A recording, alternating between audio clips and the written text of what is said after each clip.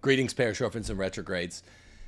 Today we're going to run through dialogue between Lila Rose and Katy Perry. And it's not actually dialogue, it's more like Lila Rose commenting on Katy Perry's critiques of an American Idol lady who has a lovely voice, by the way, and did a very nice job about a week and a half ago. So it's monologic on Lila Rose's part. She's sitting there and pausing the video of Katy Perry and the two other American Idol judges critiquing this lovely young mother, Christian mother of three, who has big dreams of becoming a pop star. You see where this is going here on Rules for Retrogrades. Shocker! We agreed with Katy Perry. Yeah. Unbelievable. Did you see that coming? Yeah, that might have been the basically upshot of this whole thing that surprises you. You see where it's going when we say a lady's, going on to American Idol and she's going to leave her three kids at home. She's a young Christian mother, like 24 years old. You know what the Christian response is going to be. What you probably didn't see coming is that Katy Perry, who's something of a fourth wave feminist, we'll define all the waves really quickly at the outset, versus Lila Rose, who's done great anti-abortion work over the last 15 years, who has become something of a notable fifth wave feminist. And we're gonna say all this. The shocker is, like Steph, we're agreeing more with Katy Perry than Lila Rose. Of course not on abortion, of course not on motherhood or wifehood, simpliciter, but on as applied motherhood, wifehood in the historical situation, according to the reality of 2023 in women's lives, we're far closer to saying what Katy Perry was saying, which was, you have to pick. You have to pick your priorities. I thought I was going to have a brain aneurysm when I heard that, when I felt myself relating more to what Katy Perry was saying versus Lila Rose. But I've noticed that I'm sure we'll get into this, but I've noticed that in the pro-life community, they've really hitched their wagon to the women can have it all, settle for more type arguments. And they really negate true, authentic womanhood and true, authentic femininity, in particular to how it be a proper Catholic mother. Agreed. They've hitched their wagon to Christian feminism, which we're going to define as fifth wave feminism on today's show. I don't know if I've ever heard the term fifth wave feminism. And it's toxic. It's as or more toxic as fourth wave feminism. Katy Perry, who outright spurns motherhood and wifehood. That is spurns, not sperms. So that's today's show. We have 6 clips for you, and they're all extremely telling. If you're recoiling right now, if you're feeling an intestinal instinct duress against what we're saying, intestinal duress, then just pause and go to the bathroom or watch this later. But if you're feeling a kind of recoiling in your gut, then look at our 6 clips as we go through them. Listen to the commentary. I well realize that many of you might have seen this Lila Rose video from about a week and a half ago, where she's the critic of Katy Perry, and she's pausing that video the way we're going to be doing to Lila. And you might have thought, hey, I saw this and I loved it. Well, we're asking you to look again. That's today's show, and we're asking you to look at 6 really specific things. They're not so subtle, but sometimes we all have change blindness, and they might have been subtle enough to have slid past your conscience's gatekeepers. That's the show for today. First off, we are trying to get to 50,000 subscribers on this channel, Rules for Retrogrades, before midway through the year. This channel has hit some sort of wall on subscribership. Rumors abound that YouTube is is holding back all Christian content. I heard this from a high up who used to be at EWTN the other day. All kinds of evidence in support of the claim. So what can you do? For starters, if you're one of these people that watches the show once a week, twice a week, sometimes all 3 shows a week, and you're not subscribed, please subscribe, click the notification bell, and leave a comment today. I like cookies is enough. Secondly, if you want to support the show, we've moved from Patreon because they canceled me for saying the Catholic truth about homosexuality, and we've moved the ship, the game, the show over to Locals and Subscribestar. So find us on Locals and Subscribestar. Today, we're getting canceled from all these places. Soft canceled from lots of the FUS Catholic University focus type missionaries. We call it Hooray for Everything Catholicism. Yep, canceled from Hooray for Everything Catholicism precisely on account of videos like today's. Once you see the content, you'll understand why. But of course, the easier, quicker fixes from a Catholic point of view are, well, support Tim. He teaches the Catholic teaching against homosexuality, and for that, I got kicked off of Patreon. So if you're in either of these camps, one or both, then support us on, if you're willing to, please, on Locals or Subscribestar. Now, we're trying something new on Locals later this week. It'll either be Thursday or Friday that the video comes up. Steph here is hosting a very special event. We're calling it the Ask Your Husband event with the subtitle, No Such Thing as Halfway Cooks, the Ask Your Husband Summit with 5 or 6 other really, really cool trad Catholic dames who all have a unique take on things, are uniquely funny, pretty smart, creative. Normal in the good way. Normal without being normie. What, you want to say something about this later today? We're going to put it up on Locals first. A week or so later, we'll put it for general consumption. But if you want to see it early, come and join our Locals subscribership today. We need the support. Yeah, so I was just thinking recently that every single women's Catholic conference I've seen has just been it's just a nightmare. It's basically just telling women you're good the way you are. Hooray for everything. There's just no substance. You can have it all. You can have it all. It's pandering.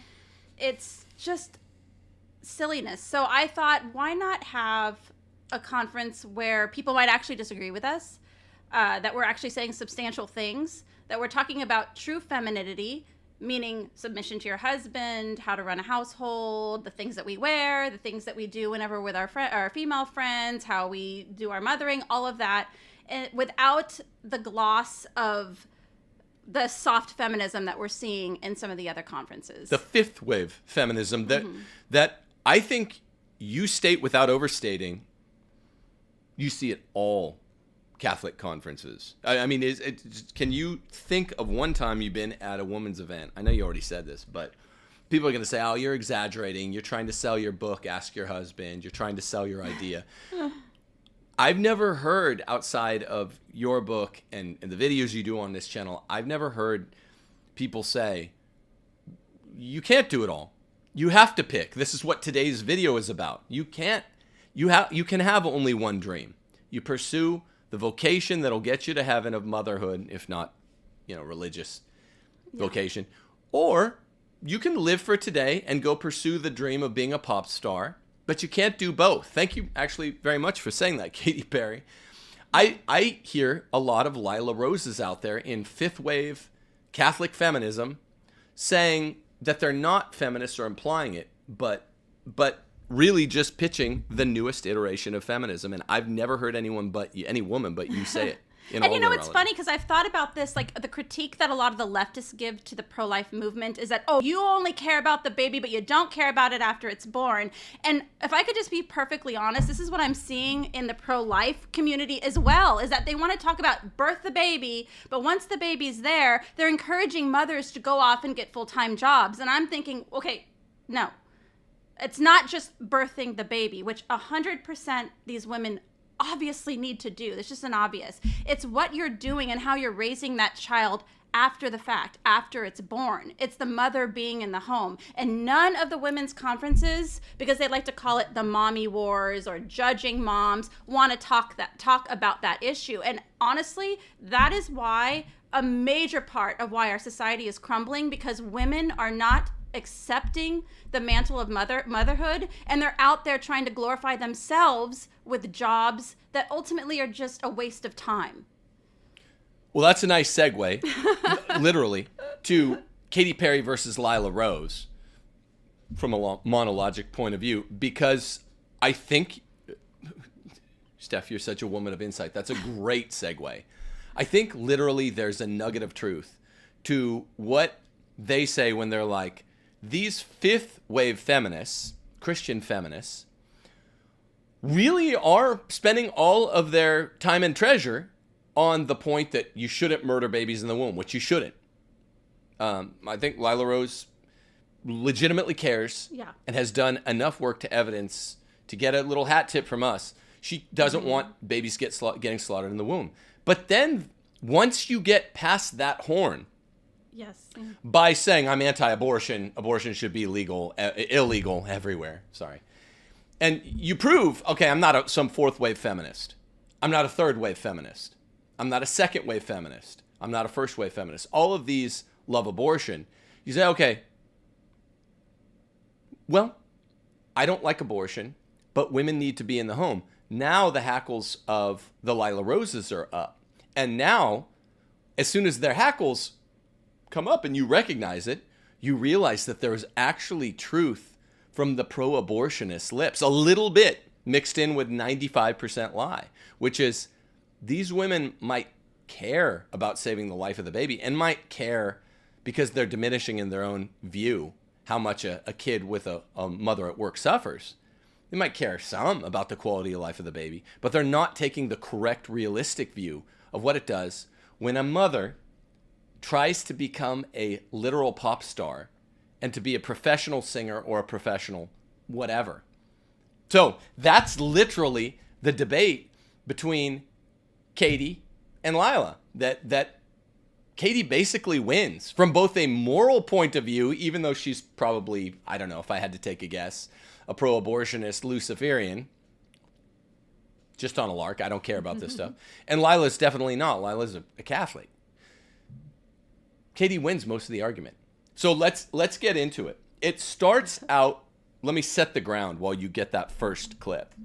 It starts out with this 24-year-old Christian lady walking into the American Idol room. We've never watched the show, but I know this is the setup because I haven't lived under a rock for 25 years.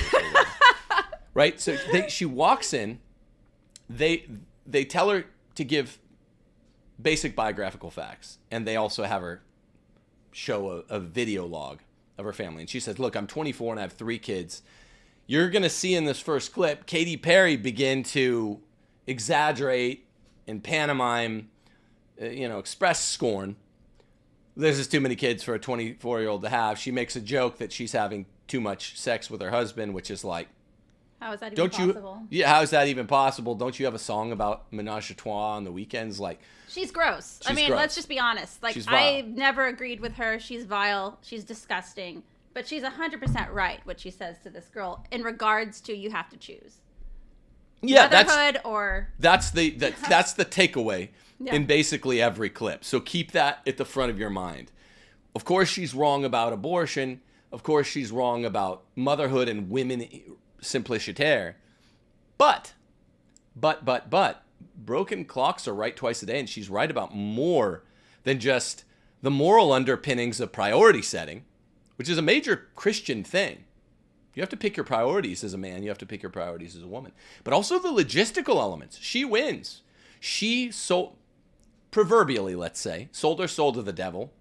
She uses some strange imagery earlier when she's describing getting the golden ticket by sacrificing everything. Sounds outright Faustian to me, like some sort of Faustian bargain with the devil.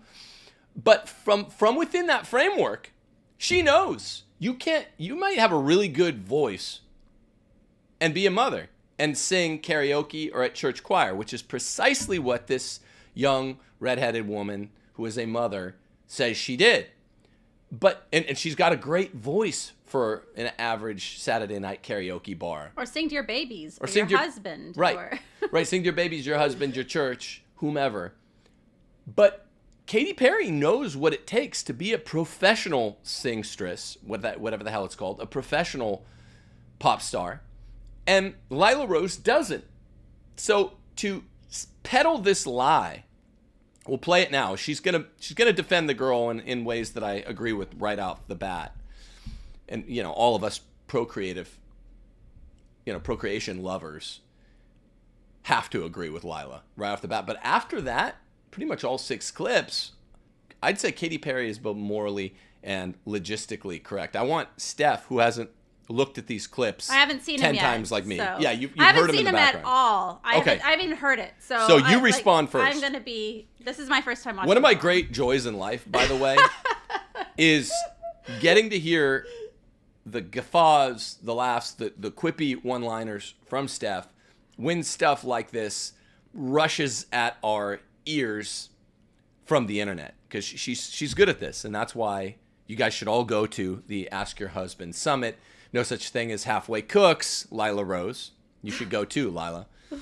It'll probably be this Thursday, but only for locals patrons at first. More details to follow in the shows throughout the week. Can I just say too, just a brief side note here. I want these women like Lila Rose and some of these other feminists. Abby Johnson. I want them on our side. I want them not only just preaching the pro-life message, which a lot of them have done a beautiful job doing that, but also living authentically in their Catholic motherhood. And that means being at home. I would love for them to just fully accept that, instead of spreading this propaganda that women can have it all when they absolutely cannot. You cannot have it all. You have to pick. Yeah. Okay, so without further ado, here is this. Let me know in comments if you can't hear the video clip, but let me move this over. Expect to agree more with Lila than Katy at the first half of this clip, and then you'll know what we mean after that. Okay. You're a mom. My question is so dumb. I'm sorry. Is this the right one? Super critical of these churches, but how did you get from mom to music? As if you're a mom, suddenly you don't have a voice anymore. As if you're a mom and suddenly you're not a musician. You're not good at music. As if you're a mom and suddenly like you're nothing else but a mother. When mother, I believe, is like the height of femininity, to be able to mother, whether it's biologically or spiritually or just to be able to nurture. But that's not the 100% wholeness of a person, right? And so the judge is like, oh, how can you be a mother, a musician, and a mother? And it's like, do they ask men that? How can you be a musician and a father? Most musicians today, by the way, who have like made it, are mothers and fathers. So the question already is like weird. It's almost like it's in a weird way they're belittling her motherhood and condescending to her. I don't like it. Just call it. Yeah, I think it should be this one first. Let's get your response to that though. Just because she's a mom. Again, it's weird. It's a weird thing going on. There are. I don't agree with that at all. If you're doing a job really, really well, and I view my motherhood as a 24/7 job. I mean, my kids need me. I have 7. My kids are in various stages of their lives and need me for a variety of different reasons. And that is not something a school teacher or a grandparent or even my husband can fill. My role as a mother is uniquely suited to meet the needs of each of my children in each of the stages of their lives. So if you're going to be engaging in a hobby like this woman here, professional craft like singing, look at her. She's probably, you have to tour, you have to do all sorts of I don't even go down the laundry list of the sorts of preparation and time constraints that something like being a pop star requires. Lila, you're wrong. You definitely have to choose. This woman will have to choose whether or not she wants to be mediocre at both a singer and a mom, because she's doing both, or if she wants to just dedicate her whole life to being a singer, like apparently Katy Perry has done, or any of these other pop singing mothers who are just touring constantly and their kids are just kind of being toted around. Or if you give it up and you're like, you know what, I'm going to devote myself to my family. I'm not understanding where Lila thinks there's no extra hours in the day. Where is she thinking that this is where this woman is going to be getting time to be a top-notch mother and a top-notch singer? It's impossible. Did we go, so yeah, was that top clip? That was the top one, so I should play the first one? Yeah, the top one. That's the top one I did for that one. So this one right here. I knew you would say that. Let me respond here. I don't think that, how to say it? I don't think that the 3 judges who were poking fun at this lady who's, I didn't catch what state she's from, probably one of the flyover states, They're poking fun at her as being a yokel, even though she's got a nice voice, and they're about to find that out. I don't think they're demeaning her motherhood. Even Katy Perry, who I think would demean her motherhood, is not demeaning her motherhood. What are they demeaning? They're actually correctly demeaning her unrealistic perspective that the lights in the room can be on and off. This is a woman that has a lot of raw talent. I don't know if you'll actually hear a clip of her singing. I think you do right at one here point at the beginning, yeah. But so that whether you do or you don't hear it, the point is she's got a nice voice. But most of being a pop star involves practice, going from 99th percentile to 99.9th. Along with a bunch of really untoward stuff behind the scenes, like, sleeping with the executives and doing stuff that is not available to Christians, beginning with the less sexy forbidden act not available to Christians, not even necessarily sleeping with anyone, just being away from your kids. Okay? So they're demeaning her ability as a 24-year-old with 3 young children who's been married since right out of high school, she says. For her. Good for her until now. Yeah, until They're now. demeaning her as a pop star. You're not cut out for this. And that's what they should be doing. Now, I'm not saying they're right. Katy Perry traded it all in. She'll pay the ultimate price, says a Christian, unless she reforms her life. But, and this lady, all she has to do is go back, put your ticket in your pocket, go home, you're the winner. You are the fam. So they're not demeaning motherhood, even though we can all pick up the tone of ridicule coming squarely from Katy Perry in this first clip, but where she does actually ridicule her motherhood. But what Lila's pointing at is just the 3 judges headed by Katy Perry saying, this is ridiculous. We are ridiculing you thinking you can be a pop star and a full-time mother. That's the Christian message. And also, I find it not offensive, because I'm very hard to offend, but I find it a bit of a tangled web to hear Lila Rose say that, well, she's more than just a mother. I mean, this is a major pro-life advocate saying that. Wait until one clip. She ad hocs one statement where she's like, being a mother is the best. I'm not saying it's not, but look at what you can do. She says stuff like this. I was waiting for your response. I think it's a bit ridiculous to hear, a pro-life advocate, a wonderful pro-life advocate like Lila Rose saying, oh, you could be more than just a mother. It's like, I don't want to hear you say that. Right. I want you to be telling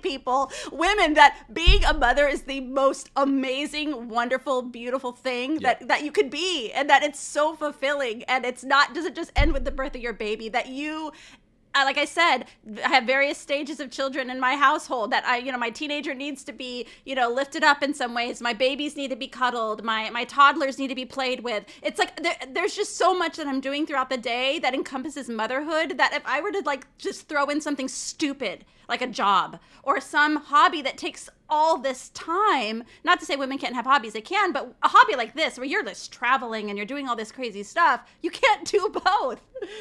Okay, right. Let's have this first. If we go to the very top, that's where Katy actually ridicules being a mother. Okay, here we go. Let's see if this is.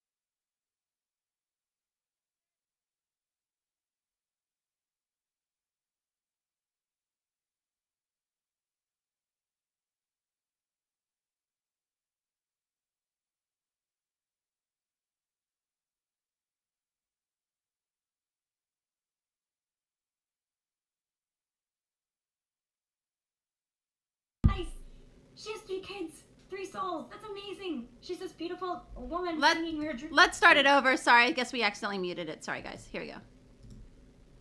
It's okay. If Katy lays on the table, I think I'm gonna pass out. 3 kids. Honey, you've been laying on the table too much. No. You know, come on, Katy Perry. Why you have to be that way?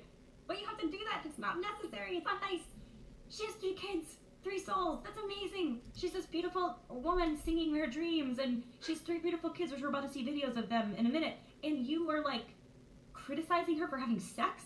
Like, don't do it. Like, such a dumb response to a married woman who's living her dreams. And I don't know. I feel like a comment like that can only come from a place of some sort of bitterness or even envy. So it's just sad. It's so sad. You have to do that, Katy.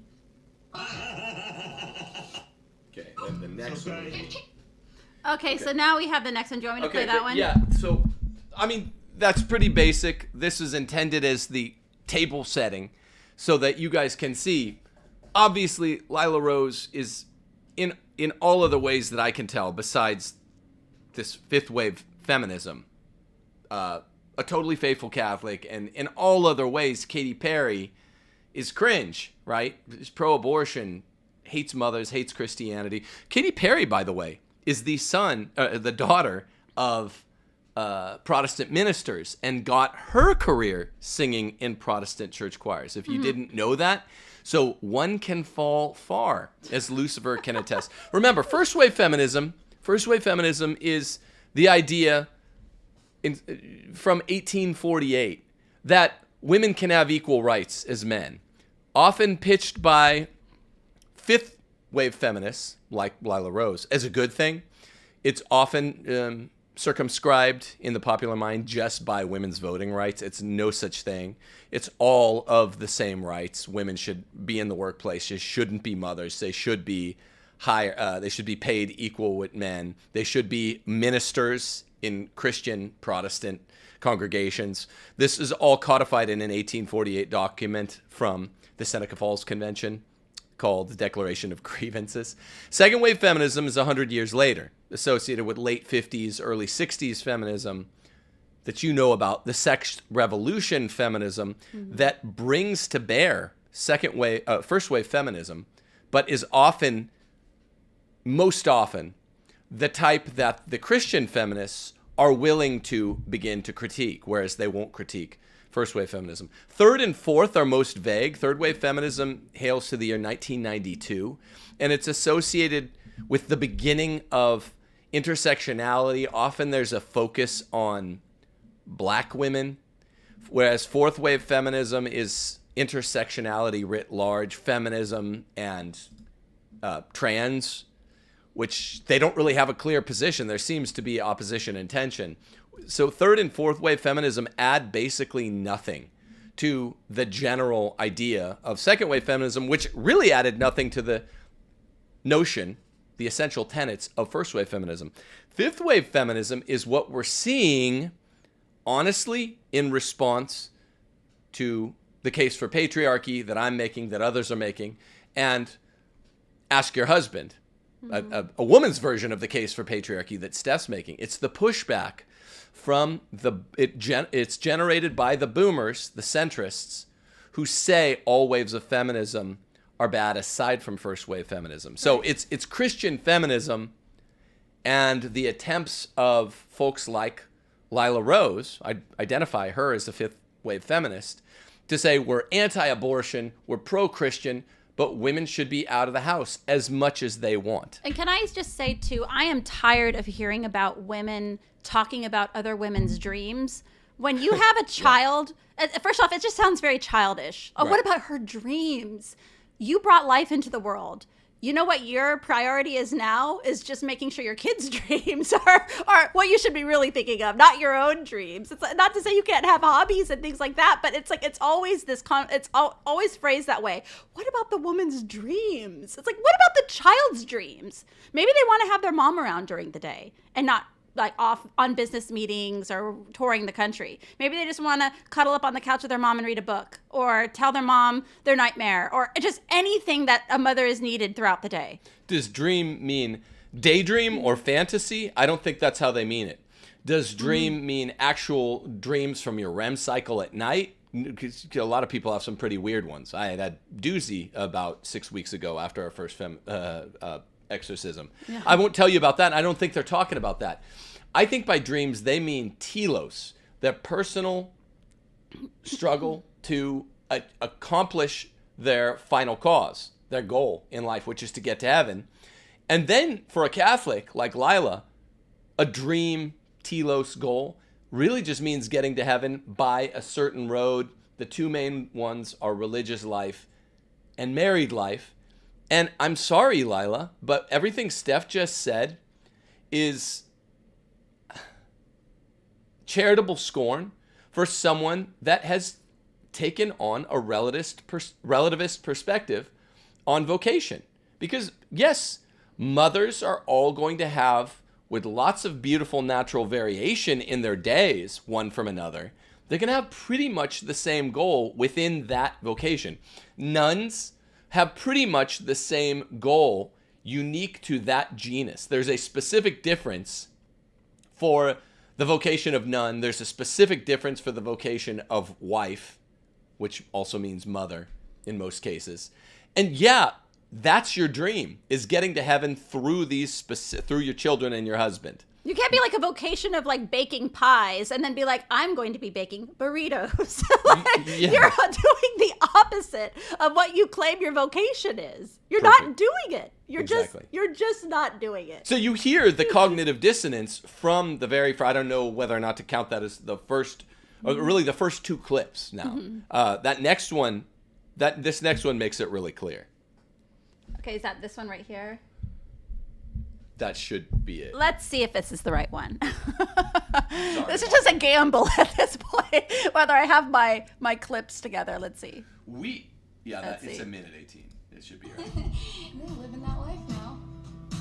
I am definitely grateful to be able to get to stay home with my kids pretty much full time. But when it comes to like pursuing music and stuff, this is all brand new.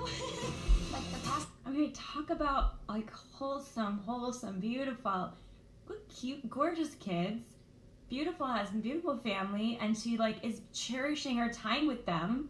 Do you think the message from the soul culture today is like working at home is like for losers, or like working with your kids, being at home with your kids is like for losers basically? And she's like saying she gets to do it, like it's a gift, because it is a gift. It's so awesome. Like I'm so grateful that I get to work from home for a lot of my work at Life Action, my work with media endeavors and creative stuff. I'm so blessed for that. I'm so grateful for that. And it looks like she is too. And on top of that, she's also talking about she's not giving up on her professional work or her talent. You know, she can be a talented mom at the same, both talented and be a mom.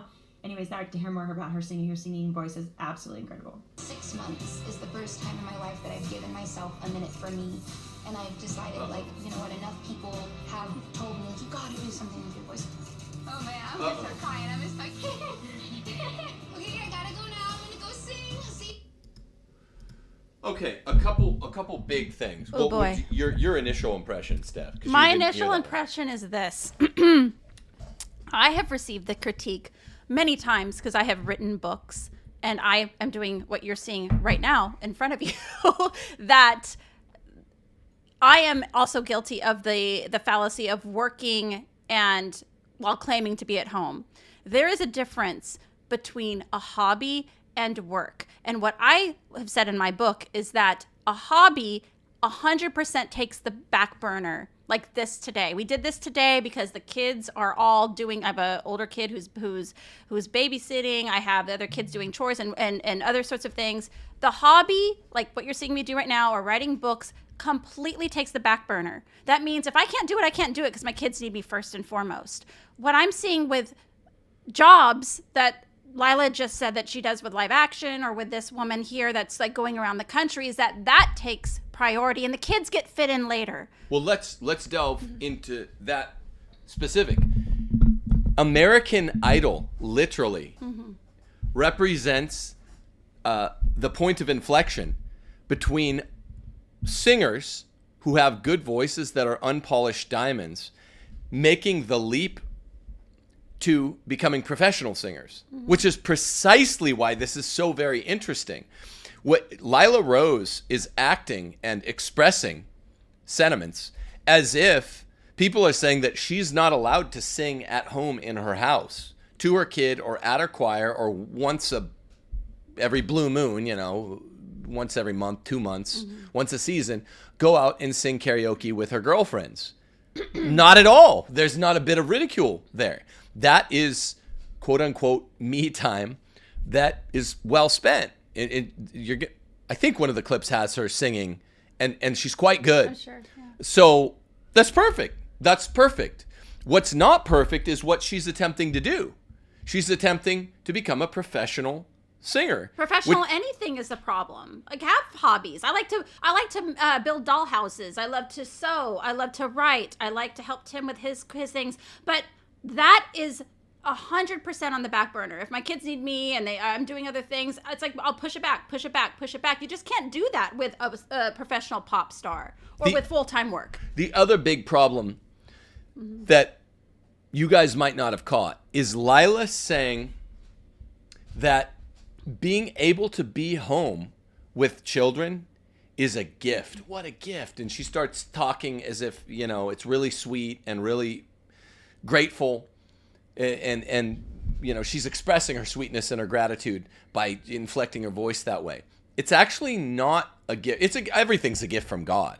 But the requirements of Christian wifehood are to be in the home. You have undertaken a set of requirements which runs with both rights and duties to discharge your duties under a certain set of commandments.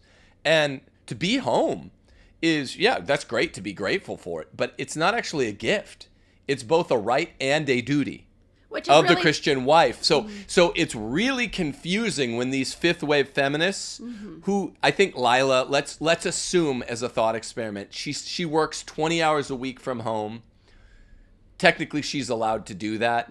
It shouldn't be much more than 20 as long as it's in her home. Let's assume she works 20 hours a week in the office. She expresses it's some sort of composite. This is just a thought experiment. She's not allowed to do that at all. By any 20th century popes, the Bible, anything. All Christian teaching condemns it. What she's trying to do that's really deceptive in the manner of propaganda is she's sneaking in an illicit behavior, leaving the home, by extolling as the ideal or a gift what's actually the duty / benefit of being at home. But it's a requirement in the first place. It's not really a gift. It's just what it is to be a wife. You belong in the home place. And so when she says, it's a gift, that sounds really nice, but isn't. You see what I'm saying? And it's interesting because I have been making my way through the Old Testament all throughout Lent. And I've been highlighting all these passages, but what I find very interesting about how women are treated in the Old Testament in particular is that the glory of a woman in the Old Testament is what children she has. And it's usually said, like, they'll mention a mother and they'll say, these are how many sons, how many daughters that she has. And it's usually, yes, there's other examples in the Bible of women doing specific things, but the vast majority of a woman being glorified in the Old Testament is the children that she has and how many children she bore in her lifetime. That is completely contrary to what these modern Catholic fifth gen feminists are saying the glory of a woman is. It's like, put it on the back burner, the mother. Yeah, of course a mom should be a mother, but let's not talk about this. Let's talk about their dreams. And the proof that this does not strictly pertain to the Old Testament, which you're flying through right now, is St. Paul is it 1 Timothy? Woman is the glory of man, man is the glory of God. What does this mean? Woman's, let's just say self-esteem. It's a modern psych term I don't use too much, but let's say self-esteem. A woman's self-esteem comes and ought to come from her husband's view of her. He's her judge. He's an intermediary between God and her, which is why she veils her head and why St. Paul in another epistle says it's a sin for women not to veil and for men to veil. Men are the glory of God. There is no intermediary between a man and God in his household.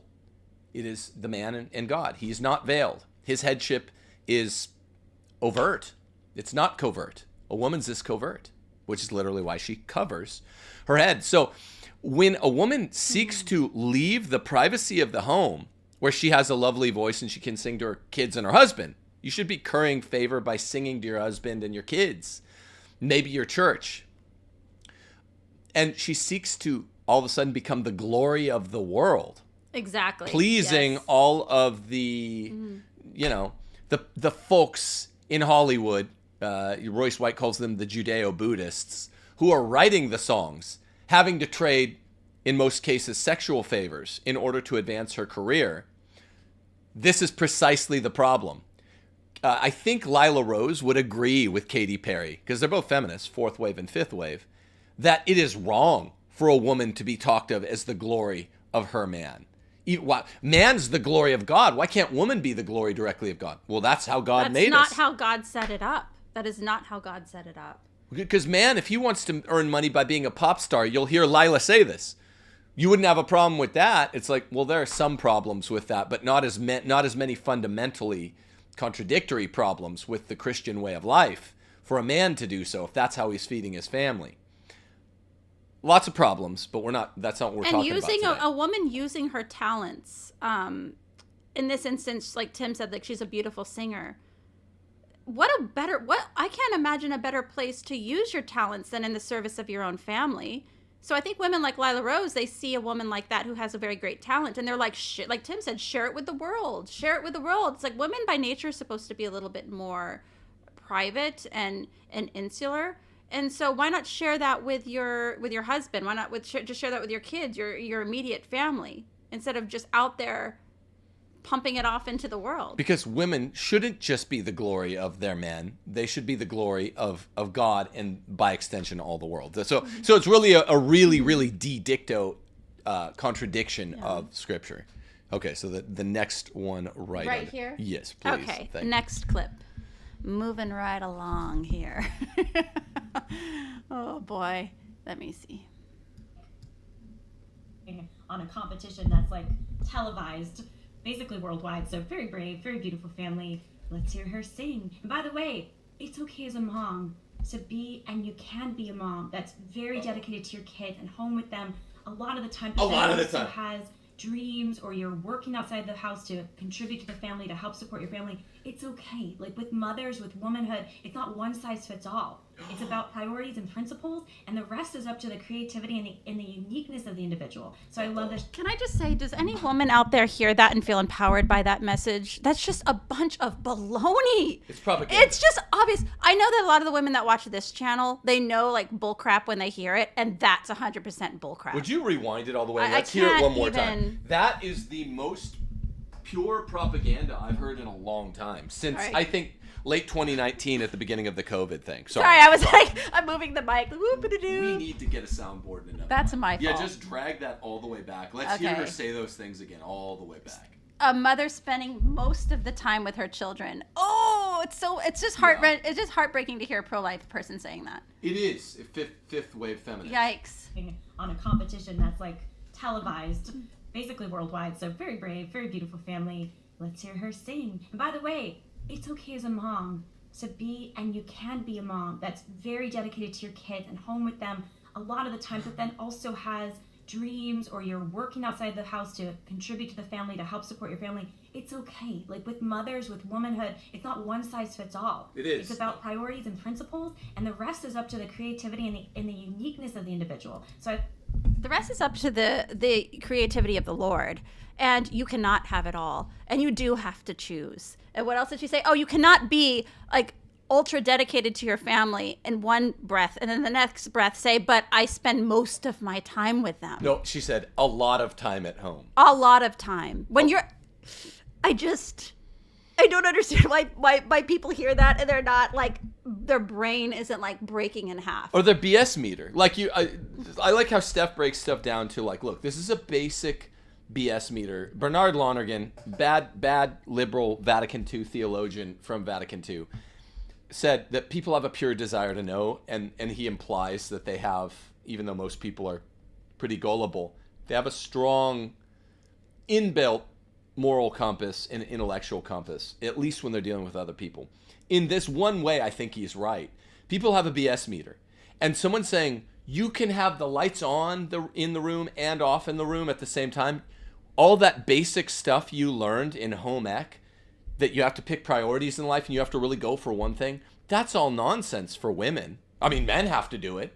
But for some reason, after the 1960s and 70s, third, fourth, and now fifth wave feminists like Lila Rose say, no, the principle of non-contradiction notwithstanding, you don't have to pick your priorities. People's BS-ometers are going off. And guess what? I can either listen to Lila Rose, who's, I always thought she was a serious-minded Catholic, about what women are allowed to do and what's realistic for them to be expected to do vis-a-vis working outside the home. Or I can listen to Pope Leo XIII, who said it's a mistake to maintain that women's rights are the same as men's. Women in war or parliament, and he means anywhere outside the home doing work, are outside their proper sphere, and their position there would be the desperation and ruin of society. He said that about women in parliament or war. Can you imagine what he would have said about a woman like this sweet young lady with a good voice who wants to start basically down the path that Katy Perry did, start out singing in church, and what you wind up singing about menage a trois on the weekend? Kelly Clarkson just got a divorce. That story, by the way, popped up 30 seconds after I started planning this show. It popped up on my phone. Women, Pope Leo XIII says, created as man's companion, must so remain always under his power. I don't think Lila would be comfortable with Pope Leo XIII's teaching on any of today's topic, which was relevant to her. And guess what? He's the first 20th century Well, they pope. just pretend it doesn't exist. They just pretend these teachings just don't exist. Or it was old. She Those are won't, old. She won't do a video responding to this, and we'd love to have her on the show, but there's no way on the feminism issue that any of these fifth wave feminists will come on the show. So we've stopped even trying. That's not an excuse. We have had lots of debates on this show in the past, or friendly debates. They won't do it, and I think they've been instructed by the sort of puppy mill Catholic center-right nerve centers like Franciscan not to interface with us, because we'll read that quote. We'll read this one by Benedict XV. With religion's decline, cultured women have lost their sense of shame along with their piety, such that even Lila Rose, anti-abortion activist, is saying it's a good thing for a woman to be essentially pimped out as a pop star, knowing full well what the Me Too movement exposed. It's not good for women to be in that industry. I was honestly shocked that Lila's actually advocating that a woman should, a mother and a wife should be involved in that filth. A pop that star. Filth. Forget the fact that it's paid work outside the home. That's already against this teaching by Benedict XV. But it's the worst industry they should be in. Women are allowed to work outside the home if they're not married, but even married women should not try to be pop stars.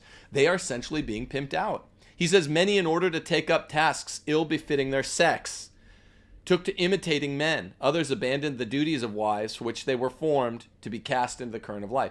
So this is Benedict XV, and Lila Rose is not comfortable with Benedict XV's teaching on this either. They said that wives were formed for the duties of wives, which are the duties of home.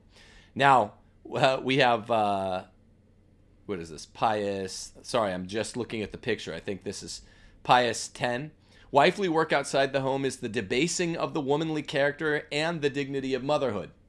So he disagrees with Lila too. And is there nothing more debasing than motherhood than trying to say that being American Idol contestant is almost just as good, right? It's called American Idol. It's Lila's like out there Canaanite. saying, Lila is out there like telling a woman who is like the best thing a woman can be is a mother in some sense, a nun, a mother in her community if she's barren, or just an outright biological mother, and she's trying to advocate. I can't. Wait until the next. It's either the next clip or the one after that, Steph, that's going to drive you crazy, because she's like, look, this is really good. Oh, wait, but what's even better is being a mother. But listen to the rest of this quote. I can't do it. It's the debasing of the womanly character and the dignity of motherhood. Think of leaving your kids to go try to be an idol, a pop idol. It's a debasing of the whole family, he corrects himself, as a result of which the husband suffers the loss of his wife, the kids of their mother, and the home and family of an ever-watchful guardian. Actually, this might be Benedict XV. And there is honestly, I mean, we're making fun of like the pop star stuff, but there's nothing. And I challenge you. Everyone's gonna be like, what if it's a woman who is a rocket scientist who found extraterrestrial life? Like, there's nothing a woman can do that's greater than motherhood. Sorry, not sorry. Well, there's Katy makes an interesting point accidentally on that. Put a pin in that. He continues, this false liberty and unnatural equality with the husband is to the detriment of the woman herself, for if the woman descends from her regal throne, raising 3 lovely kids at home, in Christian homes, she will soon be reduced to the old state of slavery and become, as among the pagans, a mere instrument of man. What's he talking about? He's talking about Me Too. Passed from producer to producer, the casting couch, the sex couch, all the things that all or most of these women have to do. Then, of course, he says something about abusing the years of childhood and limited strength of women is grossly wrong. Mothers should work in the home or its immediate vicinity. It is an intolerable abuse to be abolished at all cost for mothers to be forced to engage in gainful occupations outside the home. And you have Lila Rose not even forcing her. She's saying this is a gift that she can be there. She's not even being impecunious enough to be forced to go augment her husband's salary, which And this Lila is mentions. why it shows. She is willfully choosing it. This is why it shows how like infiltrated even like good people like Lila Rose are with this nonsense crap of this feminism, where they're literally saying being a mother is a beautiful, wonderful gift, but also is being American Idol contestant. It's like in the Harry Met Sally, the stupid wagon wheel coffee table, the stupid argument that these women are out there saying that that anything, I don't care what it is better. That a woman can be glorified in any way better than being a mother. Nope. Sorry. It's garbage. Don't care. You're not. I don't care what your stupid job is. Don't send me emails. It's not better than being a mom, than being home with your children and raising your children in the faith and being there and nurturing them and loving them all hours of the day. Not just when you get home from work, or not just when you feel like it, or some of the time, but all the time. But Lila Rose says you can do both. Pope Pius XII also disagrees. Has woman's position been thereby improved by being on American Idol, he asks. Equality of rights with man brought her abandonment of the home, where she reigned queen, same thing as his predecessor said, and her subjection to the same work strain and hours, entailing depreciation of her true dignity and the solid foundation of her rights, her feminine role. We see a woman who, in order to augment her husband's earnings, which Lila defended earlier, as against Catholic teaching, as against Pius XII, in order to augment her husband's earnings, betakes herself to a factory, leaving her house abandoned during her absence. The house, untidy and small perhaps before, becomes even more miserable for lack of care. Even Vatican II and even Paul VI and even, tour de force, John Paul II say the same stuff, that you shouldn't be out of the home, at least if you have kids. That's not the pure Catholic teaching. You shouldn't be out of the home working if you're a wife. But Vatican II, Paul VI, John Paul II, who wanted fifth-gen feminism, even they say if you have kids, this woman shouldn't be doing it. That's not as strong as the real teaching. I think this one has a little to go. No, we ended that one. Did we? And and can I just say just briefly too, all this talk about the mommy wars, stay at home, not stay at home. It's weird to me, these women that take the middle ground, but they try to, it's almost they're kind of siding with the stay at home moms, but with the caveat that you could work outside the home too. It's like, I don't care. I'm 100%. Ladies who stay at home, I'm 100% on your side. And you're right. You're 100% right. And I don't care. People write me and they're like, oh, the mommy wars, the judgment. It's like, yes, 100% I am judging. Have you noticed the complete decay of society and how everything is falling apart? I'm convinced that this comes right down to the family, and does. more importantly, the women just abandoning their children to public schools, to outside schools. people, raising their children. A lot of these issues, especially Lila Rose in the pro-life community, would be solved if women stop trying to glorify themselves with outside work or whatever and stay home with their children and raise their families themselves. Well said. Okay, Well what said. clip are we on to next? The very next one, which This should one right be- here? Yeah, that should be there. The 30. Yeah. Okay, Yeah, here we go. 32-second one, but it's starting right in the middle. Okay.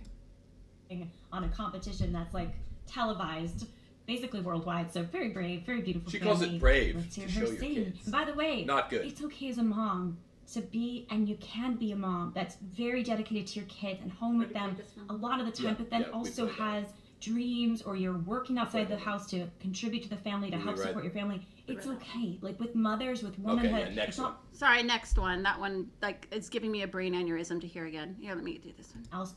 That question is so dumb. I'm sorry. I don't want to be super critical of these judges, but how does your gut from mom to music? As if you're a mom, suddenly you don't have a voice anymore. As if you're a mom and suddenly This you're is not the first a one we musician. played. You're not good at music. As if you're a mom and suddenly like you're nothing else but a mother. When mother, I believe, pause is there. like. Yeah, this is that first one we played out of order. Nothing else and- but a mother. No, okay, so she does not, someone needs to give Lila Rose an explanation of what vocation is. One still retains their specific difference. A human being is a rational animal. A male and a female have the same specific difference. You're a rational animal. You are someone with the proper accidents of risibility because you're a rational animal. That means you can laugh. Only rational animals can, that is human beings, can laugh. You can read books. You can write books from home, like some of these women. You can laugh. You have the ability to do hobbies. You have the ability to sing because you have speech. Only human beings can sing. As Plato says. But that's after you do a checklist in your mind. Do my kids need me right now? Are they occupied? If they do need me, then everything else is on the back burner and I will do it later. It took me like two times as long to write my book because of that. Of course, but you skipped a step. You skipped a very important step. That's just prudence. But first you need the distinction. Where is all of this stuff happening? Is it inside the home or outside the home? Once you say, okay, anything we just named, are you going to be laughing, telling jokes? Can you go be a professional comedian like Jen Fulweiler? No, you could tell jokes from inside your home. Can you be a painter or an artist? Yes, from inside the home. Do you have to do tours to sell your artist as a professional artist? Maybe you can bring your family so you can make a stretch there. Could you write or read? Yes, as long as it's inside the home. Do you need peace and quiet? Do you need to leave for 8 hours a day to go to Starbucks to write? Some people do. If you're one of those people, you can't do it from inside the home. So once we make that distinction, women need to be at home. Once that distinction is made, and we haven't talked about men at all and what men want and why men aren't marrying today, because they've given up hope of finding a woman that wants to be at the home. Monogamous and at the home. Men think women no longer want to do this because by and large, even the good ones like Lila Rose, who are not abortion pro-murderesses, are saying bad stuff, like they don't want to be at the home. So once you make that distinction, yes, then all of a sudden it's, well, I'm in the home. Is this the most opportune time to go grab a minute to go write? That's up to the individual woman, the creative, prudential, discretionary authority of the woman. This isn't the best time. I'll grab a moment or an hour when the kids are down napping to paint or to garden or to journal or to write a book or to, paint a rose, sing about a rose, sing her dream, as Lila Rose said. It's so disappointing. It's really disappointing to me when you have a pro-life advocate doing this, because I want to ask Lila, why are you not advocating for children after they're born?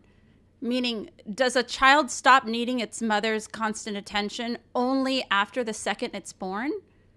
It's irrational to me to think that the child obviously needs the mother while it's growing in the womb, but it's like you're totally separating that after that child is physically attached to the mother, that now since there's physical detachment, that there could be even more physical attachment by not even being in the same area as your child, or like you said, spending most of your time with your children.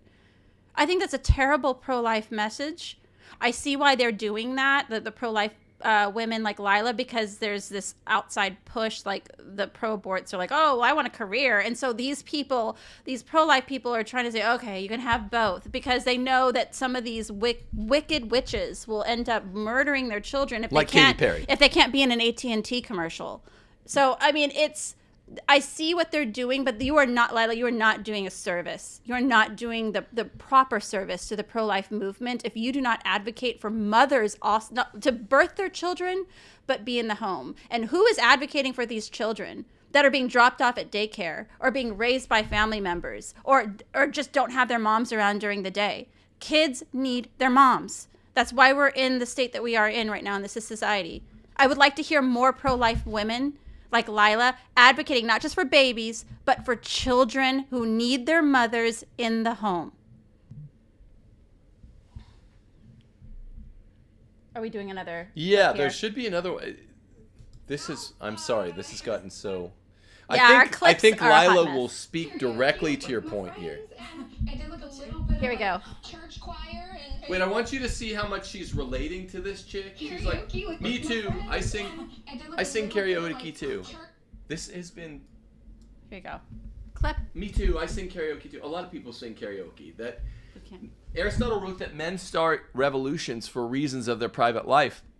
This sex revolution, being unfortunately waged by Lila on the wrong side, even though she's on the right side about abortion, seems to be a giant streak of projection, meaning she's waged this revolution that women should be able to work outside the home as wives and mothers because this is what she's doing. It can't help but feel like that. Listen to what she says and how much she relates to this woman who's only at the beginning of the path.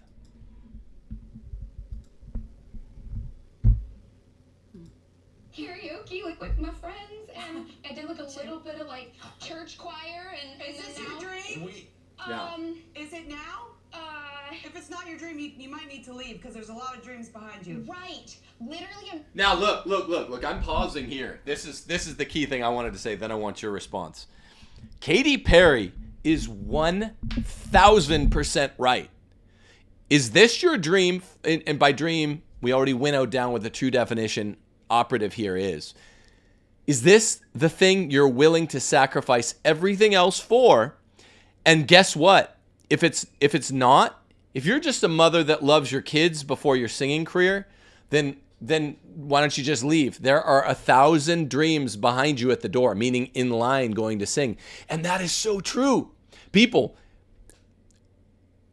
if this talented singer goes back home and decides not to be a professional pop star, which is precisely what she would do, what God wants her to do, then 1 out of the 999 people behind her will be filled in by the Judeo-Buddhists who run Hollywood. This applies to movies as well as music. And they're a dime a dozen. They will write the same song. Christina Aguilera does not write her own songs. They will write the exact same song, and they'll be like, look, there are basically 12 or 14 different shapes of vocal cords. You need, for a certain kind of song like Christina Aguilera, you need a very finely tuned version of one of the 12 or 14.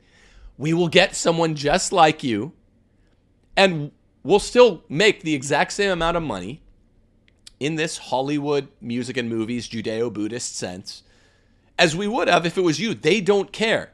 So you are literally a dime a dozen for pursuing your dream. Lila is saying exactly what all the other feminists say, that the dream is really idiosyncratically unique. What's the one idiosyncratically unique thing about this woman, this lovely woman who does have a talented voice, who's talented in the voice box, is her children. When you go to buy property anywhere on earth, there's something called idiosyncratic value. There is no other piece of property exactly like that. It's like a fingerprint. Your children, women, are the one thing that is truly special about you, even your personality. There are no other kids like those 3 little kids at home who she says she's about to cry because she had to leave them thinking about them. That's very natural. That's very natural that she will start to cry because she left them behind to go try to pursue a substitute dream. But the point is, the Judeo-Buddhists who run Hollywood will write the exact same music, have the exact same video. They'll even get someone that looks and sounds exactly like you. If not you, there are 999 more of them behind you at the door. Those people, like Katy Perry, are willing to worship the false god, the false gold idol, whatever it takes. Kill, maim, cheat, steal, lie, sleep with producers, sleep with who knows what, animals, whatever it takes, I don't know, to get it. And if this woman's 50-50, Katy Perry's saying, then go back home. She's actually giving her good advice. Lila Rose is lying and saying, I hate this. And that woman, this American Idol contestant, there is nobody on earth that's going to be a bigger fan than hers than her own children. Like all the adulation and glory that she's seeking out there in the world, it means nothing compared to at the end of this woman's life being able to be surrounded by her children and her grandchildren on her deathbed and knowing that she was in full service to her family. And I always say this too with women like Lila Rose or Abby Johnson. Like I appreciate like your talents, but you are replaceable. There's nothing that you're doing in the work field or for live action, which itself is a great organization, that somebody else couldn't do, that a man couldn't do. Yeah, like Snuggle you Bear. are more important and more needed even than in your great work in the pro-life movement at your house with your own family. Yeah, I got this comment here that a person cannot serve 2 masters. They'll either love or hate the other. Unfortunately, women choose the boss in the workplace. It's beautiful. It's so true. Snuggle Bear. Yeah, great. I can't even answer. This is so. No. She hates it. No, Katy, she did it again. She hates Katy, you're a beautiful, successful woman. Why you gotta belittle this lady just because she's a mom? Again, it's weird. It's a weird thing going on. Weird dynamic going on here with Katy Perry. I don't get it. I don't like it. And it's like, is this your dream? You can have more than one dream, Katy. Nope. I don't like Lila belittling Katy Perry. Nope. I don't like that. I don't like you, Lila, belittling Katy Perry when she's just given the stone cold facts. Karaoke with Thank my you. friends, and Thank you. I did a little bit of The stone cold facts are the mommy wars are real and the ones that are working are wrong. That's the truth. You cannot serve 2 masters. You cannot be all places at once. Your family will definitely suffer, and you will have to sacrifice the needs of your family if you have a full-time job. Now, I noticed in chat some people are like, well, what if a husband's sick or they're a widow or they're a single mom? Obviously, women like that have to work. The Catholic Church is very clear about that. If there is an extreme need, women have to work in those instances, or single women can work. But once you ladies have said, you know what, I'm ready to put a ring on it and I'm ready to have those kids are not just yours to just dispose of whenever you want to glorify yourself in another profession. You have now shackled yourself, so to speak, to the duties and responsibilities that it takes to be a mother. And that does not mean that you can go around and be like, well, I can decide at any time what's best for me, what my dreams are. No, you are now not even on the back burner, but you are not in a place of priority when you have children. You are now at the service of your family. And the reason our society has gone to such crap is because we have women that are literally getting together like this in conferences and they're like, do whatever you want. You do you. You just be who you want to be. And in the meanwhile, the kids are like, what about us? What about us? You brought us into the world and now we're being raised by the father because the mom's out, or the grandparents, or the public school system, or wherever it is, because mothers are buying this odious lie that you could have it all. Lila, stop telling people that. They can't. You're just making women miserable. It's like what you're saying, Lila, like, oh, there's certain lies that harm women. That's a lie that harms women. Just tell women, hey, if you want to have kids, this is great. You definitely should. You will be at the service of these children. Just straight facts. That's amazing stuff. Yeah, look, so in the next clip, there's a continuation of this. There's no, literally, you'll hear her say the last line again. I just cut it into 2. And she's going to address the spurious mindset that leads to women having abortion. Steph began going down this path. I'll just play the clip because what Lila's saying, I would posit, leads to abortion, even though she sincerely doesn't want it.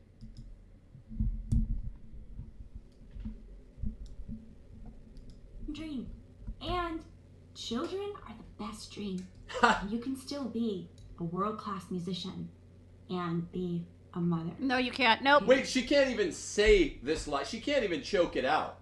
So it's literally just the last line from the thing where she's like, you can have more than one dream. Why not 5? You can. Why not be a world-class chef, a mother, a baker? I'm a trapeze artist, a world-class a underwater basket. Why not stop at 2, Lila? Why not be a world best everything? Right. This is so ridiculous. It is utter bullshit. And she knows it. I'm going to rewind. Watch how she says. She's coming from saying, you can have 2 dreams. That means you can put all of your effort into. You can't put all of your effort into anything but one thing. You can't serve more than one master. And look at the expression on her face when she says it. I'll pause it. Dream. And children are the best dream. She has to add that in, and she knows it. And children are the best. All dreams are the best dream, but children are the real best. The dream. bestest of the best dreams. Right. It's so confusing. She's confused, and she knows what she's saying is wrong. You can still be a world-class musician and be Nope. a mother. Okay? You can. You can. God has a path for some people. Some people not. Maybe they're meant to, be a mom, and maybe they're meant to do different talents, or they have different desires or different talents. But this whole mentality is so limited mindset mentality. Limited mind. You know that book, Carol Dweck, Limited the Mindset? No, Mindset I is don't. everything. And it's also the mentality, I think, that leads to abortion, that says that children are a threat to our personhood, when actually children are persons who bless our personhood. Keep listening to what she has to say. Andre? Okay.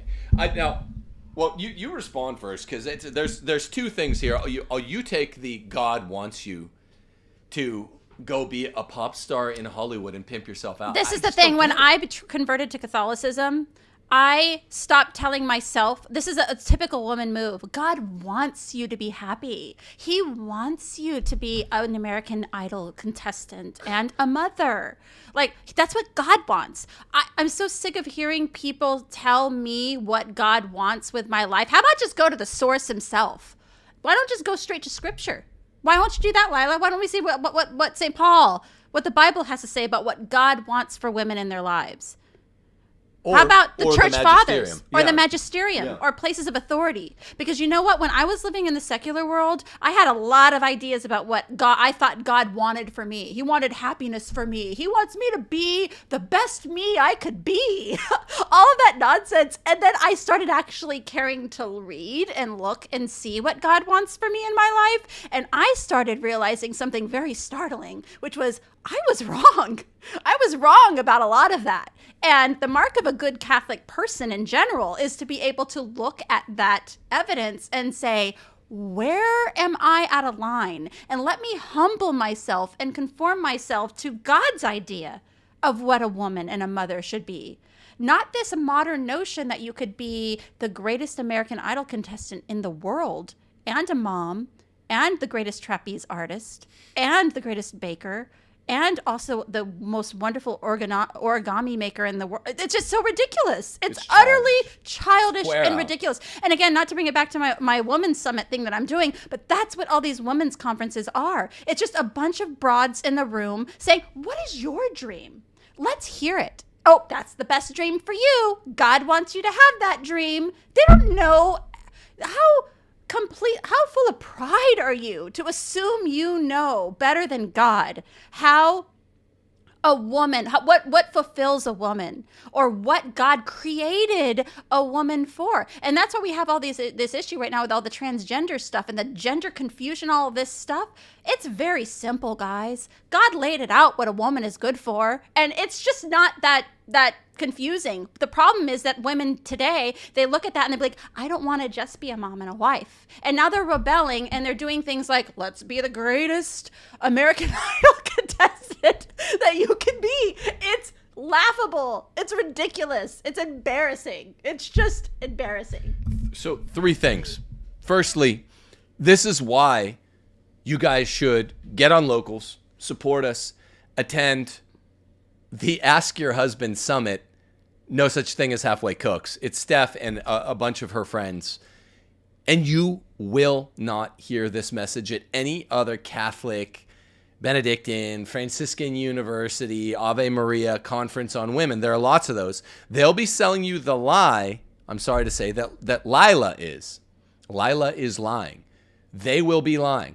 They'll tell you the lights are on and off in the room. You're only going to hear, no, they have to either be on or off, not both together. Katy Perry says it, but you're going to hear it from somebody who's on the right side of the room. The lights are off. Our overhead lights are off. Now, Katy's saying it's got to be one or the other, so she's better than Lila in that way, but she's saying they're on in this room and they're just not. Now, Also, Lila, Katy Perry is the one in the position to tell you what it takes to be a singer. That's number 2. That was the number 2 on point. that one. Logistically, she's saying, no, she is a world-class musician. When she listens to her, she starts critiquing that Katy is critiquing whatever the singer's name is, the contestant. And she's like, I think you're being biased. No, you're being biased for her. She has a good voice, but it's not a perfect voice. This doesn't make sense that she would have a perfect voice yet. Why? Because she has been caring for 3 kids, and because of the allocation of resources, resource scarcity, and the wrongness of what you're saying, Lila, she doesn't have as good a voice as a pop star yet. What they're telling her is, if you're willing to abandon your kids and your husband, a la Kelly Clarkson, a former winner of this thing who just got a divorce, then we can work with those new hours that you're getting by shaving off your family. We can turn you into what you need. But Katy Perry knows. Lila Rose does not know. And so, yes, she might be demeaning this woman as a singer. She's saying you have good natural talent, but you have good natural talent in the way of a mother with 3 kids. If you want to step into a new role, you're going to have to sacrifice your husband and your kids. And Lila hates it because it strikes really close to home. She wants to keep working. The third thing is... Can I just say something on the talents thing real fast? Also, what these fifth wave feminists try to say is that anytime a talent pops up with a woman, that she should pursue that, even at the expense of her family. Lots of us women in my position have lots of talents and interests and things that we like to do, but those are, again, they're all on the back burner, and it's in service to my family. My talents and my hobbies and my interests, they take a back seat to my family. It's not just, hey, I'm really good at cross stitching, I'm just going to tour the world. I'm going to make it but this is now my life. Cross stitching is now my life, and my kids are going to just be just placed somewhere while I go and pursue this. Yeah, and the last point I was going to follow up with is, ascribing this all to God and saying God wants women to be able to use their talents. It's strictly false. Every talent does not have to be reducible to a crass economic bottom line. And so ultimately it's a really icky point that Lila's making. And she extends it further, the ickiness of her crass economic point, that a natural talent, like being able to sing to your children or in your church, that's not as good as being a pop star to all the world that makes Hollywood Judeo-Buddhists billions of dollars. I don't think she means to line up with folks that make that point. And the proof is in the pudding. Because she's also going to say, she takes it in another direction. I'm forgetting the point that I was making right there about... While you're thinking of your point, Lila's entire video, it's like, stop mom shaming. It's so funny. I say more mom shaming. Let's get more. I was mom shamed when I read scripture. I'm shamed all the time when I read the lives of the saints and anything and magisterial teaching. I'm shamed constantly as a Catholic into doing the right thing. That is beautiful. Shame is a beautiful, wonderful, great thing. It makes us into better people in general, and I thank God every day that I am shamed. I thank God for my shame. And you reminded me, it's a mechanism, shame is, to get us into heaven. The name of her video is like, stop mom shaming. No, she says mom shaming leads to abortion.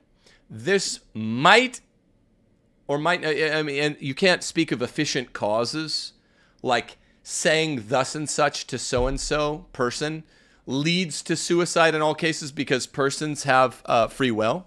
So we can't talk about Aristotle's four causation in the exact same way. It might be true that it acts as a kind of crude, efficient cause if we're talking about a disordered temperament that will go commit suicide or will go commit murder. But I would say that Lila's lie, it's a see-through lie, that you could be the best baker, the best, what did you say, trapeze artist, the best candle maker in the world, actually leads to maybe a woman has her first baby instead of aborting it because of what Lila's saying. But then she realizes, oh, this was BS. This was pure BS. I can't be a good mom and a good pop star. That's not true. Ask Kelly Clarkson. So it probably leads to abortion of the baby's second pregnancy and third pregnancy and fourth pregnancy. And by the way, these might also be marital pregnancy abortions that we're talking about. So if you think the thought through, Lila's lie is what also leads to a different type of abortion. Whereas the average 17-year-old who's a high school senior that's gotten pregnant might be inclined to keep her baby if she listens to the lie. And that way it's a benevolent side effect of Lila's lie. But that same woman, if she's not just told from the outset the truth of scripture shaming, no, you can't go be a pop star and live a good life as a woman. And also, then she's going to kill her second, third, fourth, fifth baby later on. And while we're on the topic of shame, I'm noticing in chat lots of women are like, "Oh, I wish my husband would like have this way of thinking." Allow me to take a moment to shame these husbands. Yes. What kind of man are you? What you like selling your wife out of the house for $1? Tim and husbands like Tim get a lot of heat, like, oh, you just want your wife at home. I have the best life. I don't have to worry about anything. I'm protected in the house. I have time in my day to do hobbies. I'm very leisurely because my husband loves me and wants me here, and he loves his children that he wants the mother in the house. Now, I understand that there are times where you need, there's extenuating circumstances where somebody's sick and the woman has to work. I'm not talking about this. I'm talking about like pimping your wife out for a job, for extras, or for a more comfortable income at the expense of your children and at the expense of your wife. It's a much more loving thing to do for your wife to just let her be at home. And men who are out there right now that are hearing this, I'm getting emails all the time from women that are like, I wish my husband loved me enough to make it work so I could be home so I don't have to be out there in the world and I can be home with our children. And all this is a man acquiescing to have her husband's bosshood transfer from him to her employer. So it's a kind of cuckolding in order to get money. It is like, even if you don't work in pop star, it's literal prostitution. Okay. These women have to do really disgusting, debasing things to advance their careers. And Katy Perry knows it. That's why she's chuckling. She's not chuckling at this woman just accepting, I'm a Christian mother, I'm going to stay home. She's chuckling at this goody two-shoes Christian mother trying to have her cake and eat it too. She's like, you might have to make it with a horse because they make you do horrible things in Hollywood to advance your career. There are 999 more ladies behind you who are willing to do it. Katy Perry's right. So stay at home. That's the first point. And the second point is that, she's right across the board. One has to pick her priorities. A man has to pick his priorities. You either do with a little less money, since we're critiquing the cuckolded men who self-cuckold themselves. You do with a little less money. I was a school teacher for 8 years. You deal with a little less money and you're like, okay, we won't have fancy cars or fancy things. Maybe we don't even need 2 cars. If your wife doesn't, yeah, a savings account. But the point is, if your wife doesn't work, then you don't need a second car. A lot of the expenditures fall away when she's not working. You don't need the savings account. Like Steph's saying, you don't need what you think you need. And the men who are forcing their wives to really be pimped out to the workplace, even in non-sex work, you're self-cuckolding yourself to her employer. Before, you're her total boss. Now you're saying, I'm forfeiting this. I'm giving it to my wife's boss at work who can say, hey, come work on my yacht at night. Or even if it's not that stark, hey, work to 8 tonight. it's tax season. You might be a whatever, CPA. So you have to work till 8. But I have little kids. I don't care. You're the one that came and got the job. I didn't make you get this job. I'm your employer now. Your husband's no longer your boss. That's what those men are doing to the tune of $50 or $70 or $85,000 a year. It's that's what pathetic. they're doing to their wives, but they're also robbing their children of the right to have a mother in the home. So these men are for the almighty dollar, not only just putting their woman out into public, but they're depriving their children of the right to have a mother in the house. It's horrible. It's awful. Like you're not going to convince me otherwise that that's not a horrible, terrible thing to do to your wife. Look, in the comments, I mean, I don't know. I recently promised one of my best friends, I'm not going to say 50 times a show, particularly on this feminism issue. You're only hearing this here. You're only hearing it here. You're not going to hear it anywhere else. I'm willing to, for you guys in ComBox or in the chat, to throw out potential candidates for other places that you're hearing this. Like sometimes I will say that, and then the suggestions will bring forth a chuckle from me because they're honestly all the places that you're hearing the exact opposite. It would be as if I say, well, I didn't name that Lila Rose were kind of the antagonist to Recto Ratio in this video. And I said, well, who's a good guy that you think is on our side? And people who haven't thought about it as much as we have will be like, oh, well, Lila Rose is good. She hates abortion. I was like, I love how she hates abortion. I believe she's sincere about it. She's not a good guy, though. Steph went head-to-head against Abby Johnson back in the day about whether or not abortion really is murder. Abby Johnson used to say, abortion's really murder. I hate when people don't say it's murder. Then Steph was saying, so murder requires a murderer in all 50 states. Who's the murderer?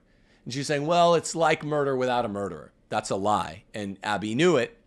Eventually, Abby came around on this position. She's changed her front-facing answer. She says, yes, all murder requires a murderer. I was saying something that was absurd as what Lila says for 6 clips that we just played.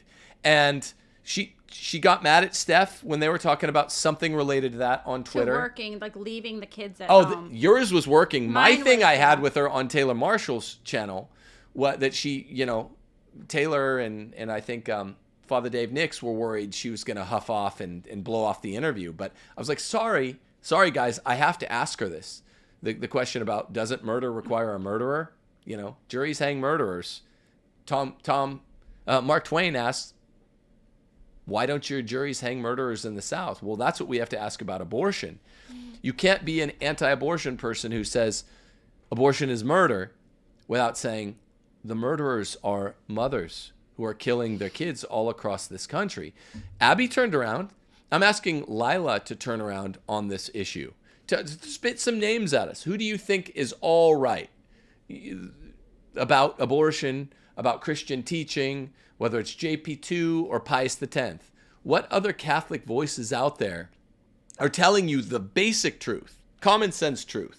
And the thing with Abby Johnson, with her and I, it happened on Twitter when I had my former Twitter handle, Ask Your Husband, but I had said something about like how Saint Gianna, because everyone always loves talking about St. Gianna with the working thing, and I'm always pointing out to them, according to her biography and her husband's biography, they had that conversation very early on in their marriage about how it would be very hard for her to be a doctor and a mother, and they had an agreement that she would stop working when it became obvious that she can't do both. And she did that. So St. Gianna is not the patron saint of working mothers. She's actually the patron saint of stop to working mothers, because it's obvious that you can't do both jobs. But we were debating this online, Abby Johnson and I, and her basic argument was, well, nobody can do what I could do.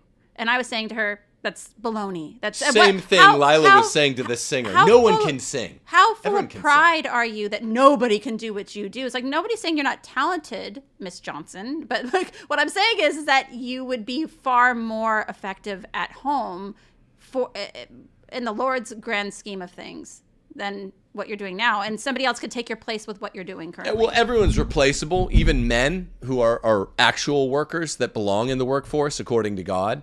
Every great point guard is replaceable. There will always be someone next in line.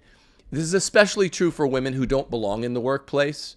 And Katy Perry, you know, heaven bless her and convert her really wayward heart. She was saying it when she said, "Is this your dream?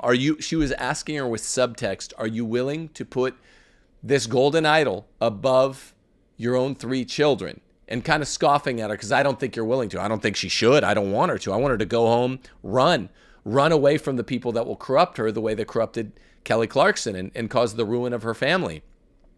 And this is really more honest than anything. If you're not willing to sacrifice your family for this dream, then why do it?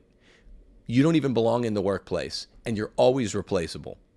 Where you're not replaceable is at your home. Every life, because of the dignity of those 3 small kids at home, along with your husband, every life is unique to you in that home. 1 husband, you're not allowed to get another one. 3 kids, hopefully you triple that amount of kids in your home. I was suspecting she was Protestant, so she might stop at 3. But the point is, even if she stops at 3, go love them every day. Don't be in the home place a lot of times. Read the Catechism of Trent, the one catechetical teaching of the church. I read you all these popes. Catechism of Trent says women should love to remain at home and should never go out except through their husband's consent. Now, the problem here is cuckolded husbands are being brainwashed at places like Franciscan University to be okay with it. That's almost all college is a brainwashing re-education center to tell men you're an ogre if you want what men want, which we haven't talked about any throughout this video. Men want women who serve them and serve kids and stay home the way they have for all of human history, the way Christianity says this is right. And some women probably in our audience or our chat box right now are saying, no, I know some low-T guys that are willing to, deal with what I'm willing to put out there, which is just, I'm going to work 25 hours a week. Well, yes, they've been re-educated, they've been brainwashed, but men that didn't go get brainwashed at college, that might work, if I could typify, a higher testosterone job, and guys that got in the trades immediately and haven't had their brains swiped, they're like, no, I don't want this. Men are giving up because they can't find women that just want to be home, which is the Christian teaching. Because the women in this culture and day and age are constantly looking for attention and praise and love and admiration, I guess, in the workplace, but also on like Instagram and TikTok and these sorts of things. They're just constantly looking to be praised. And I think if they just took a moment and they just said to themselves, listen, the most meaningful praise I'll ever receive in my entire life obviously is the Lord's, but in the case of mothers, children, their own children's praise, not the workplace's praise, nobody else's, just doing your job in home with your children. That's where these women need to be getting the attention from. And I know a lot of you have noticed that too. It's like every time I look at any social media, it's like women begging for attention, begging for somebody to say you're good, you're beautiful, you're talented, you're lovely, all these things. Just transfer those things you're trying to just throw out onto social media and just beautify that at home with your kids. And you will, I promise you will never receive more love and true, pure admiration than you will from your own family, from your own husband, your own children, if you just dedicate your time and efforts instead of constantly outward, to just home, inward. Now, Lila Rose just responded on Twitter, and she said graciously, "Hey, Tim, I'm happy to chat. I think you missed my point." Maybe we did. Well, it's doubtful. No, it's quite doubtful. The only way to get to the bottom of it, as Plato and Aristotle say, is through dialogue, right? Like real-time dialogue, not the kind of epistolary dialogue where you can write articles back and forth and use rhetorical tricks to get around people's points or ignore them. Well, I mean, literally, I think it would be amazing if she would come on and maybe talk to both of us, or just talk to you. Whatever. Because Yeah. no one, since Steph wrote Ask Your Husband, no one in that camp, the fifth wave feminism camp, has been willing to confront these hard facts. And I, part of me is sympathetic, and I see why. It's damning to go up against a pope that's saying precisely the opposite of what you're saying. It's hard. And I've been in this situation in other topics. I'm a Thomist. I'm doing a PhD in Thomism. And I find myself in Thomas's objections section, where he's saying this is the wrong perspective and I'm about to beat it down below. I have been The in that odds. position so many times where I've thought something or wanted something so bad, and then I just like humbled myself to scripture, and I'm like, I am an idiot. Like I thought I was so right, I was so wrong. And of course I'm not calling Lila that. I would just say that to Lila that, obviously happy to have these conversations, but if we're misunderstanding what you're saying, and I'm trying to look at it the most charitable way possible, and correct me if I'm wrong, if I'm summing up your argument, is that I think with the pro-life major talking heads, you walk a very fine line of telling women who would otherwise abort their babies in pursuit of careers and the like that, hey, you don't have to do that. You can be a working mom and a mom to try to save that child's life. And I understand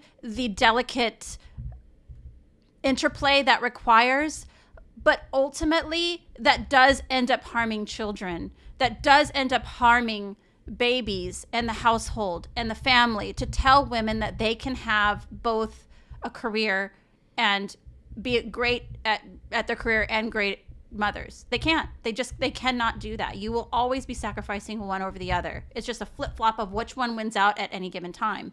Your job, your baby. Your job, your baby. Your job, your baby. Just focus on what you're supposed to focus on. So here's what I'm responding to her. So she said, we get accustomed to the treatment we were receiving from places where how it would work. This time of the year, last year, March and late February, Steph released Ask Your Husband. The fifth wave feminists would cut it up or try to cut it up and just spit lies about, this isn't really what the Pauline epistles mean in Timothy or Romans or Ephesians or Titus. And none of them mean what they mean. And then, like, their audience doesn't know. All they do is baldly assert, no, they don't mean this. Yeah, the book of Sirach. The book of Sirach is brutal. But so they would do that, and then we'd say, well, come on the show and haggle it out with Steph. Steph knows this stuff really well. She knows the magisterial teaching well now, the patristic period well now. She knows what Scripture teaches on it. Authors tend to know their subject well. And so we weren't expecting Lila to come on, but it would be amazing if she can. I don't think there's any possible way that I mistook her, because we played 6 clips. She's repeating really, really tried and true platitudes of fifth wave feminism, Catholic feminism. Can I just say 6 too, of them. that is, I respect the hell out of that, because her response, because most of the time we do videos like this and nobody wants to talk to us about what women's true role in the home. No one does.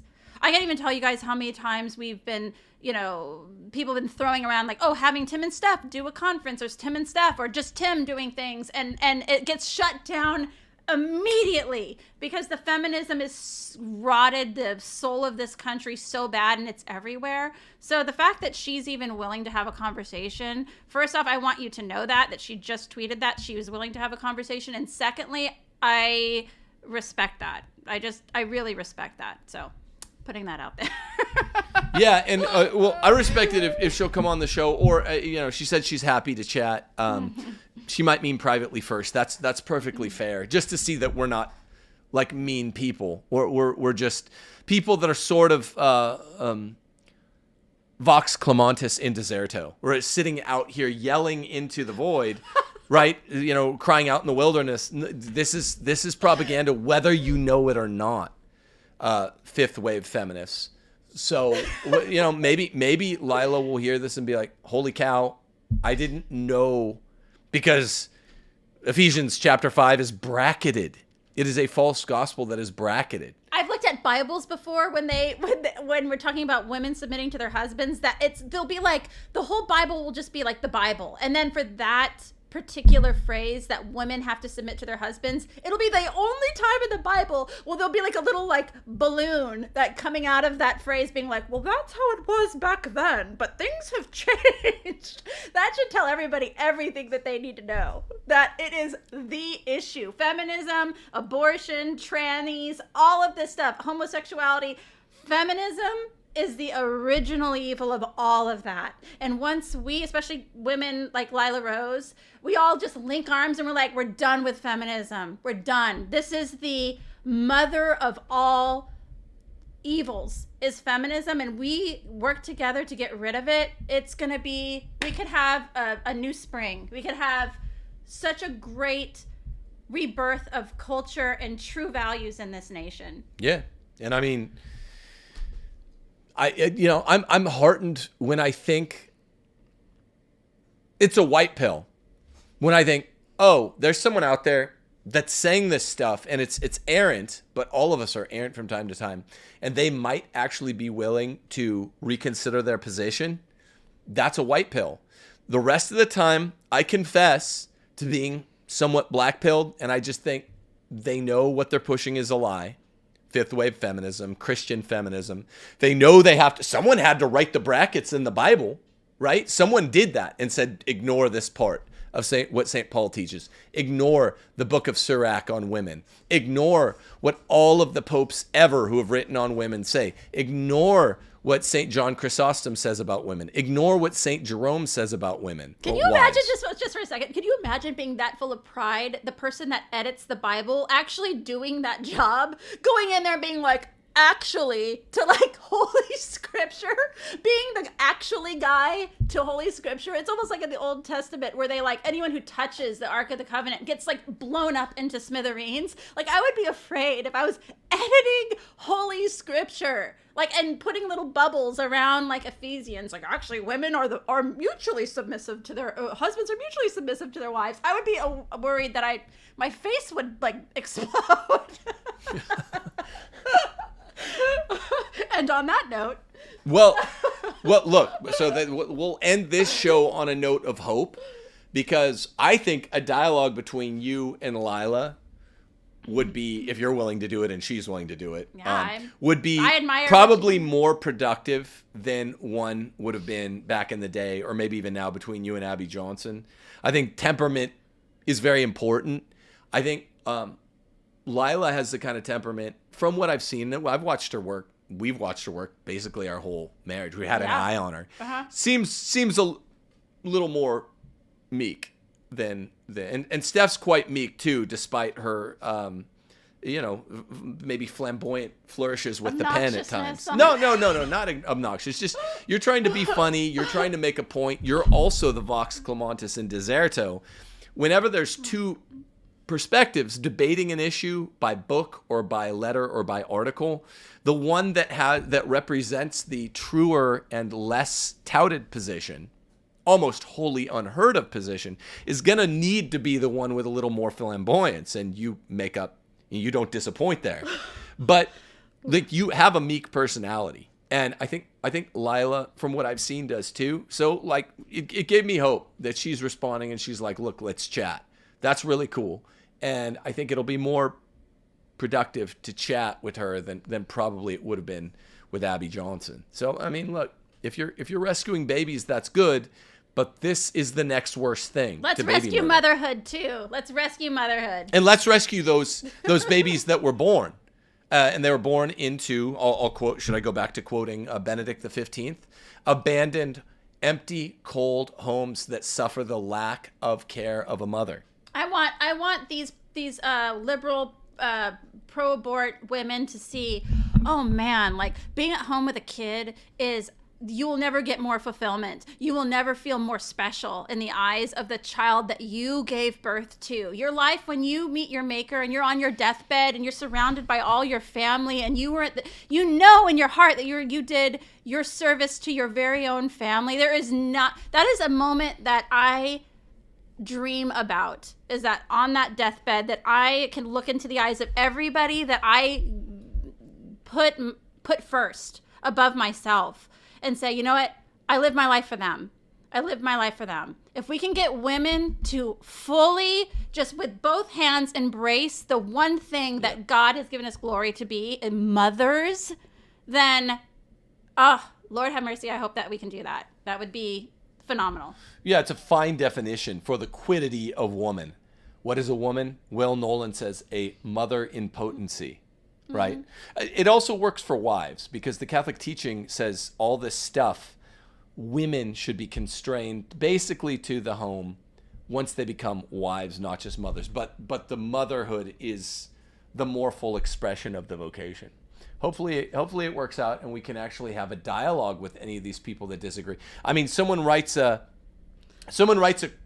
piece a year late critiquing your book on Crisis, where this is my publisher, and it doesn't make much sense given the timing.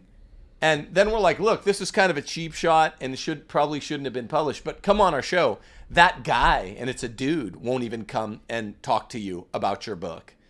And we're like, why are you being the one consistently more magnanimous? Let's see if maybe Lila will come talk. But either way, later this week, you guys get, if you go on Locals, become a $5 patron on Locals, you'll get the opportunity to get the first peek at the Ask Your Husband Summit. No such thing as halfway cooks. And I think we have guests like Anita Romero is going to be on. Some of my personal friends are going to be on there with me. And I'm going to be asking them questions like, what does submission in your household look like? What were some of the bad ideas that you had when you first got married that you overcame? What does honoring your husband's preferences look like in your house? How silly do you think mutual submission is? That sort of thing. We're going to be talking about those sorts of fun issues. So hopefully this will be a women's conference, finally, that will make anyone mad. Hopefully it'll be a women's conference, finally, that will intone the Christian teachings on wives with no stops. With no brackets. No brackets. No editing scripture. No attenuation. Just stone cold St. Paul. Full stop. God bless you all, Père Jour, and retrogrades. Oh, boy. Deus Volt. Deus Volt.